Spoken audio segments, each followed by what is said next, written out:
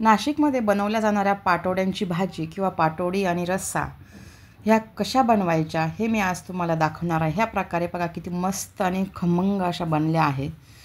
आता पहिले आपण पाटोड्या बनवून घेऊ.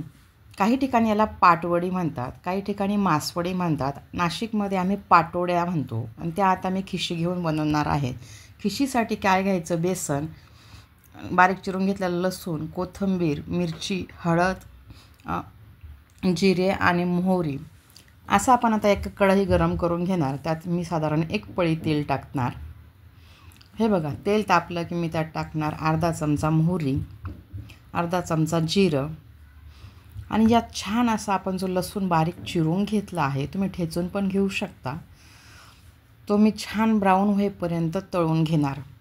हे बघ, लसूण ब्राऊन झाला आहे. मी टाकले आहे 1 चमचा मिरची पावडर, अर्धा चमचा हळद. आता हे पण छान शिजवून घ्यायचं.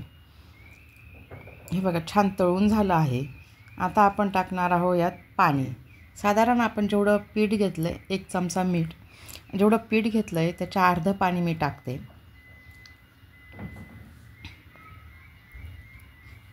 हे बघा, असं पाणी टाकलं. आता आपण याला बारीक चिरून घेतलेली कोथिंबीर आहे ती टाकून घेतली आणि आता याला उकळी येऊ देणार. म्हणजे ही झाली आपली खिशीची तयारी. आता याला छान उकळी आली. हे बघा, आपण फक्त आपण हे पीठ असं लाटणं घ्यायचं आणि हे जे बेसन आहे ते मी आधीच गाळून घेतलं आहे. असं थोडं थोडं टाकायला सुरुवात करायची आणि जेवढं मावेल तेवढंच टाकायचं, जास्त टाकायचं नाही, नाही तर दाटलं की आपली खिशी कच्ची राहते. हे बघा, थोडंसं आपलं पीठ उरलं आहे, मी ते उरून ठेवलं. आता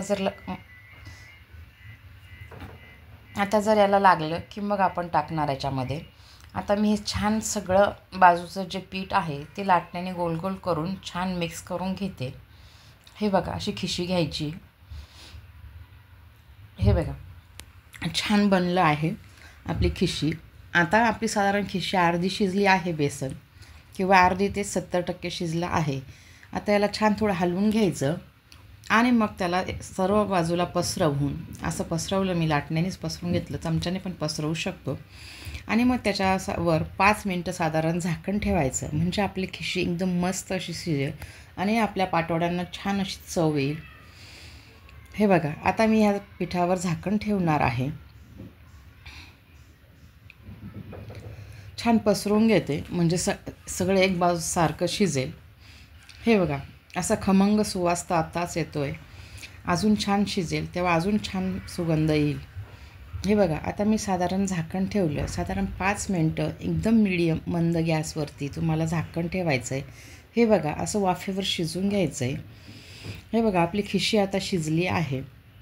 आता आपण याला काढून घेऊ.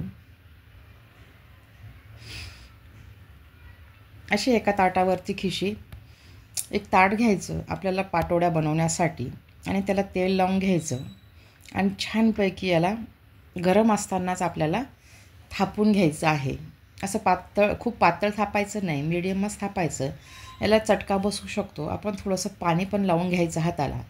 हे बघा, असं पाणी लावून थापून घ्यायचं. ही अशीच कन्सिस्टन्सी पाहिजे, खूप पातळ किंवा खूप घट्ट नको. हे बघा, खूप छान शिजली आपली खिशी, हाताला बिलकुलच चिटकत नाही आहे. हे बघा, आणि रंगही किती सुंदर आला आहे बघा. हे बघा, अशी मस्त मी पसरून घेतली. मीडियम साधारण अर्धा सेंटीमीटरचा साधारण आपल्याला पाटोडी बनली पाहिजे, म्हणजे 0.5 सेंटीमीटरची. हे बघा, सगळ्या बाजूने अशी मस्त एकसारखी पसरवून घ्यायची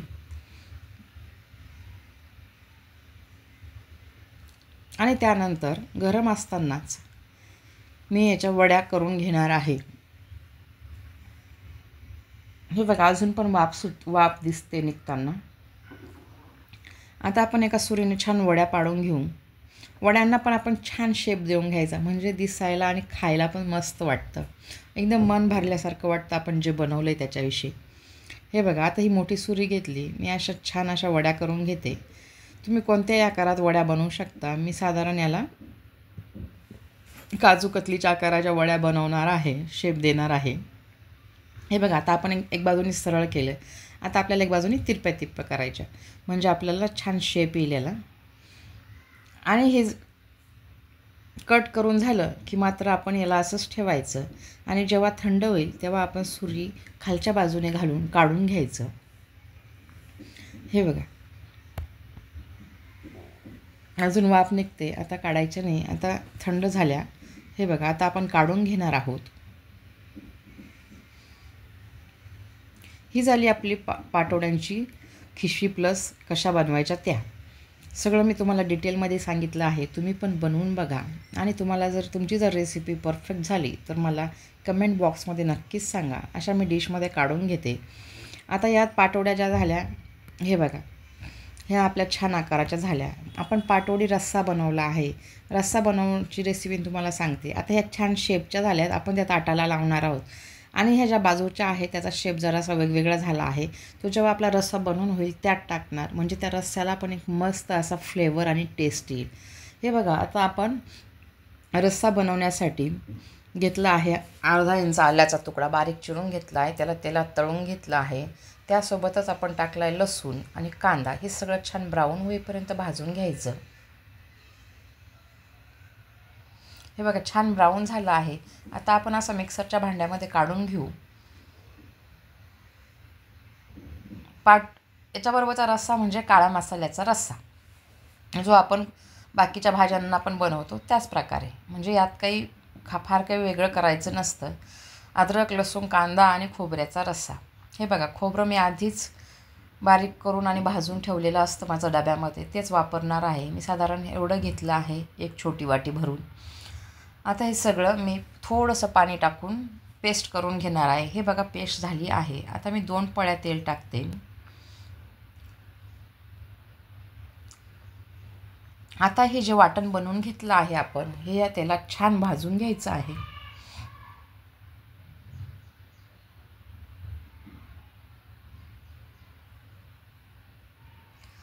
हे बघा, वाटण करताना जास्त पाणी टाकायचं नाही, नाहीतर असे शिंतोडे उडतात ते शिजवताना. हे छान शिजवून घेतलं आहे. हे बघा, किती छान तेलात परतलं आहे किंवा तळलं आहे, छान रंग पण आला आहे. आता आपण यात टाकणार आहोत मी घरी बनवून घेतलेला काळा मसाला. ह्या मसाल्याची रेसिपी पण मी अपलोड केली आहे. तुम्ही माझ्या यूट्यूब चॅनलवर जाऊन नक्कीच बघा. मी तुम्हाला डिस्क्रिप्शनमध्ये याची लिंक पण टाकते. अर्धा चमचा हळद पण जास्त टाकायची नाही, कारण काळ्या मसाल्यात थोडंसं प्रमाण असतं हळदीचं, पण फक्त एक रंग छान येण्यासाठी आपण परत त्यात टाकणार आहोत. हे बघा, आता या स्टेजला मी कोथिंबीर टाकून घेते.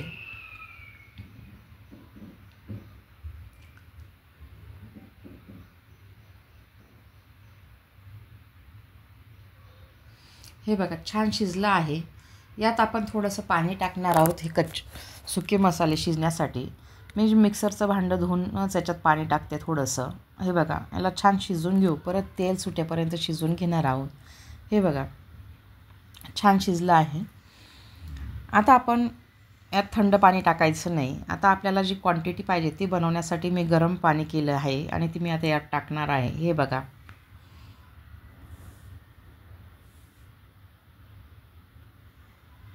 हे बघा, साधारण मी 5 ते 6 लोकांसाठी स्वयंपाक बनवला आहे किंवा आमटी बनवली आहे. तर मी एवढं पाणी टाकलं आहे. त्यात मी आता टाकलं 1 चमचा मीठ. आपण कांदा भाजताना थोडंसं मीठ टाकलं होतं. आता मी थोडं 1 चमचा मीठ टाकले. याला छान उकळी आली की मंद गॅसवरती साधारण आपल्याला याला 5 ते 10 मिनटं छान उकळून घ्यायचं आहे, म्हणजे आपल्या रश्श्याला छान टेक्स्चर. रेसिपी आवडली असेल तर भारतीय रेसिपी या यूट्यूब चॅनलला लाईक, शेअर आणि सबस्क्राईब जरूर करा.